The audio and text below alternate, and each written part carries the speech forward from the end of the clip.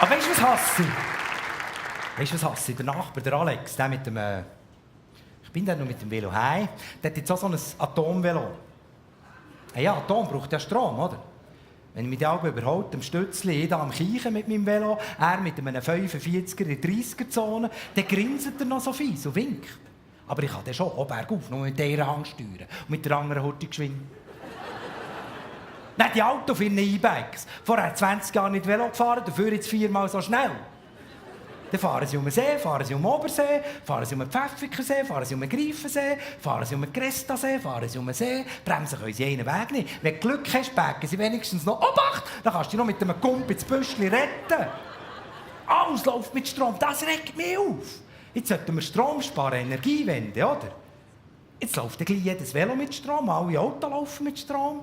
Von Leuten hat ihr so, sie hat jetzt auch so einen Tesla. Die Raucher brauchen neuerdings Strom, mit diesen doofen E-Zigen. Die Schneekanonen brauchen Strom. Der Laubbläser braucht Strom. Das ist das Gestörteste, die Huren Laubbläser. Ne? Wenn sie da mit ihren Kombi einfach...